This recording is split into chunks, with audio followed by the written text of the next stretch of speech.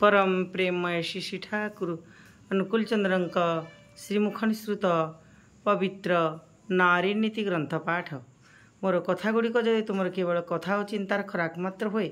करवा आचरण भितर दे सेगुड़िक जदि वास्तव में फुटे तोली न पार तेरे पाइबा जे तुम तमसाच्छन्न रहीजा किंतु अति निश्चय तुमर मु नारी नीति शिल्प व्रत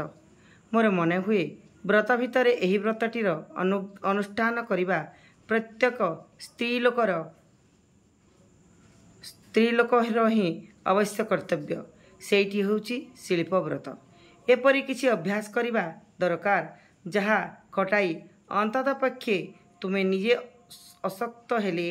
तुमर स्वामी संतान इत्यादि पेटर भात पिंधिबार लुगा आउ अवश्य प्रयोजनीय जहा जहा किछिर संस्थान करिपार तुमर अवस्था जदि